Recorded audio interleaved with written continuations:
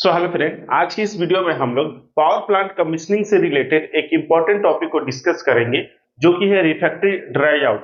यानी कि बॉयलर में रिफ्रैक्टरी ड्राई आउट क्या होता है, इसको हम लोग जानेंगे। ये ड्राई आउट क्यों किया जाता है, ठीक है, इसका क्या मीनिंग है, ठीक है, और ये प्रोसेस कैसे होता है।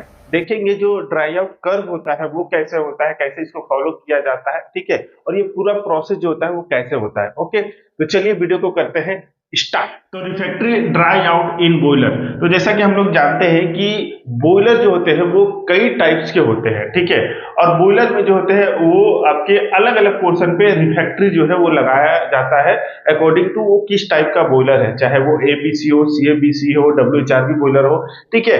तो जहां कहीं पर भी अगर रिफ्रैक्टरी लगाया जाता है, ठीक है, चाहे वो इनिशियल केस हो या कि नया बॉयलर बन रहा उस केस में, या जो एनुअल शटडाउन लिया जाता है उस कंडीशन में जो रिफैक्ट्री का रिपेयर किया जाता है या चेंज किया जाता है, ठीक है, तो उसके बाद रिफैक्ट्री का जो है वो ड्राई आउट किया जाता है। ड्राई आउट का मतलब होता है रिफैक्ट्री को प्रॉपरली और सेफली सुखाना, ठीक है। तो रिफैक्ट्री ड्राई आउट जो ये प्रोसेस है, इसको हम लोग अगर डिफाइन करना चाहेंगे तो क्या होता है कि इट इज द स्लो और control heating process carried out after refractory installation या repair in boiler to remove free moisture and chemical bound water before normal operation. यानी कि जैसे ही हम बॉयलर में रिफैक्ट्री को लगा दिए रहते हैं, तो ऐसा नहीं है कि डायरेक्टली जो बॉयलर जो है वो फिर उसको रनिंग लोड में लिया जाता है या नॉर्मली लाइटअप कर लिया जाता है। ओके, इस नॉर्मल ऑपरेशन से पहले हमें एक इंपॉर्टेंट काम करना होता है रिफैक्ट्री को लेकर, वो होता है रिफैक्ट्री ड्राई आउट प्रोसेस, जिसमें हम लोग स्लो और कंट्रोल हीटिंग करते हैं, ठीक है। नॉर्मली ये ऑयल बर्नर के द्वारा जो है वो हीटिंग जो है वो अपनाया जाता है, ताकि प्रोसेस जो है वो स्लो रहे और कंट्रोल वे में रहे, ठीक है। हमको हीटिंग जिस अनुसार से बढ़ाना हो या घटाना हो, हम वो अपना सके। ओके, तो ये इस तरह से ये यहाँ पर ये कैरियड आउट किया जाता है। कब? जब रिफैक्ट्री का इंस्टॉलेशन हुआ रहता है या रिपेयर हुआ रहता है बॉयलर में, ठीक है। किस लिए किया जाता है?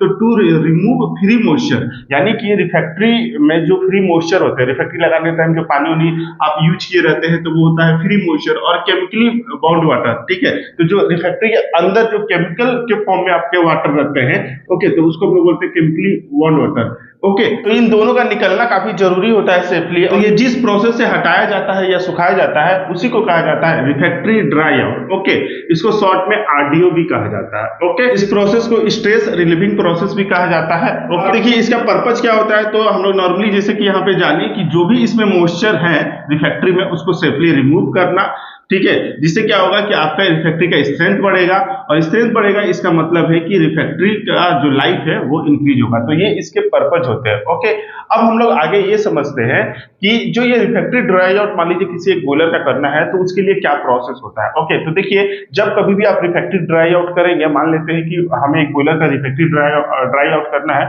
तो उसके लिए जो भी जो रिक्वायरमेंट होते हैं वो फुलफिल पहले हो जाता है, ठीक है। यानी कि आपका ड्राई आउट के लिए जितने सारे रिक्वायरमेंट चाहिए वो फुलफिल हो जाना है, यानी कि बॉयलर आपका रेडी टू हीटिंग प्रोसेस के लिए स्टार्ट है। ओके, बर्नर का सेटअप लग जाता है, ठीक है। जो भी आपके बॉयलर में आप ऑपरेशनल पॉइंट ऑफ व्यू से जो भी काम करना चाहते हैं, चाहे बॉयलर में आपको वाटर लेना हो, ड्रेन वेंट करना हो, ये सारी चीजें आपको पहले देख लेना है, रेडी कर लेना है। ओके, तो हम मान लेते हैं कि सारा चीज हमारा रेडी है और हम ड्राई आउट प्रोसेस के लिए रेडी है। ओके, तो जब कभी भी बॉयलर का ड्राई आउट किया जाता है ना, तो इसके लिए आपको एक कर्व मिलता है जिसको हम लोग कहते हैं ड्राई आउट कर्व, ठीक है। तो ये जैसे बॉयलर जो होते हैं वो अलग अलग कैपेसिटी के होते हैं, अलग अलग जोन में अलग अलग रिफैक्ट्री जो है वो लगाया जाता है, ठीक है। तो उसके अनुसार से आपका जो ड्राई आउट कर्व जो होता है वो डिफरेंट मिलेगा। तो यहाँ पर हम लोग जो कर्व को डिस्कस करेंगे, ये जस्ट एक एग्जांपल है, ठीक है।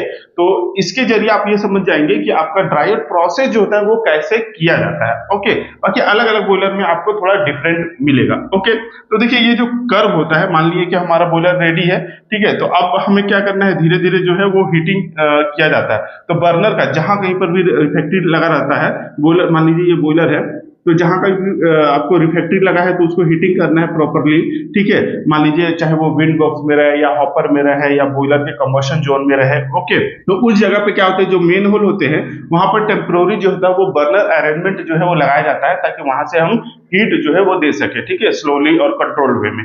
ओके, तो सपोज जैसे मान लीजिए एक बॉयलर रेडी है, तो अब हम लोग क्या करेंगे, अब स्टार्ट करेंगे। ओके, तो नॉर्मली जो नॉर्मल एटमॉस्फेरिक टेम्परेचर होता है, ठीक है, यहाँ पर देखिए ये कर्व जो है, इसको मैंने ज्यादा डिटेल में नहीं लिखा है, आपको जो जो ये पॉइंट है, ठीक है, वो मैं अभी आपको समझाऊंगा तो सारा चीज जो है वो क्लियर हो जाएगा। ओके, तो जब जब आपको ये ऐसा चार्ट मिलेगा तो उसमें सभी चीजें जो होती है वो लिखी रहती है। ओके, तो देखिए यहाँ पर आप जैसे ये ग्राफ देखेंगे तो आपको एक ये इस वर्टिकल लाइन में आपको टेम्परेचर मिल जाएगा और इस हॉरिजॉन्टल लाइन में आपको टाइम मिल जाएगा, यानी कि टेम्परेचर वर्सेस टाइम का ये ग्राफ रहता है, यानी कि कैसे हमको टेम्परेचर कितना देर के लिए बढ़ाना है, कितना देर के लिए होल्ड करना है, ठीक है, कितना देर तक ये प्रोसेस चलेगा।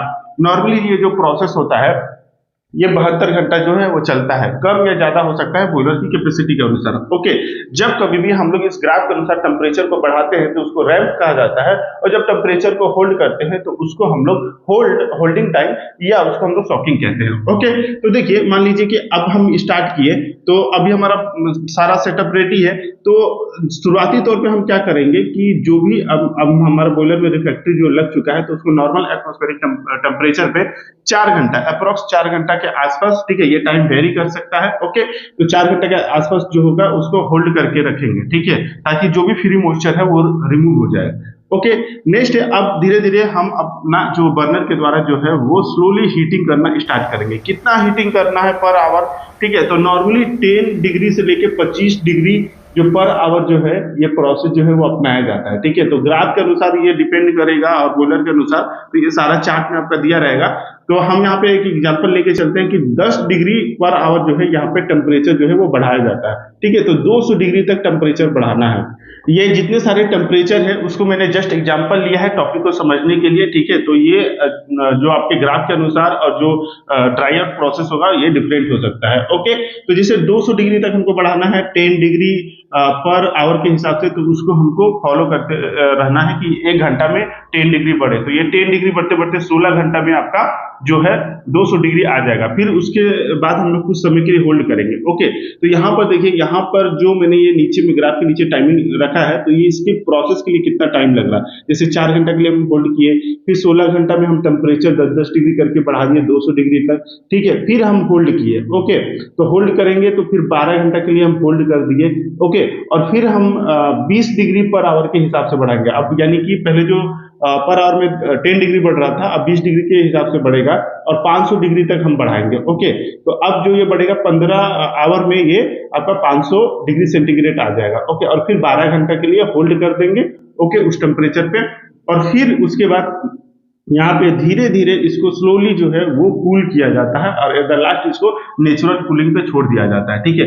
तो ये सिंपल जो ये प्रोसेस आप देखेंगे जितना भी घंटा लगेगा तो टोटल आपका 72 घंटा जो है वो यहाँ पे आ जाएगा। ओके, तो ये जो भी आपके ड्राई आउट कर्व दिए रहते हैं तो इसको आपको स्ट्रिक्टली जो है वो फॉलो किया जाता है ताकि हमारे रिफैक्ट्री जो ड्राई आउट प्रोसेस है वो प्रॉपर्ली हो। अगर ये प्रॉपर्ली मेंटेन नहीं होगा तो क्या होगा कि जो भी यहाँ से मोइस्चर निकलेंगे वो प्रेशर के साथ निकलेंगे, जिसकी वजह से जो रिफैक्ट्री लगा हुआ है बॉयलर में उसमें क्रैक आ सकते हैं, वो टूट सकता है और फ्री फॉल वो गिर सकता है, ठीक है। तो सारा जो रिफैक्ट्री जो है वो डैमेज हो सकता है, ठीक है, और ये प्रोसेस गलत हो जाएगा। तो इसलिए आपको ये फॉलो करना चाहिए ड्राई आउट कर्व। ओके, तो अब जैसे ही ड्राई आउट कर्व ये फुलफिल हो जाता है, कूलिंग हो जाता है, तो फिर कुछ समय के बाद आपका जो हमारे रिफैक्ट्री जो है उसको फिर मैनुअल खोल के उसको सारा जो चीजें जो है वो चेक कर लिया जाता है कि हमारा रिफैक्ट्री जो है वो सही कंडीशन में है कि नहीं या किस कंडीशन में। ओके, तो इस तरह से ये सारा प्रोसेस जो होता है वो अपनाया जाता है और रिफैक्ट्री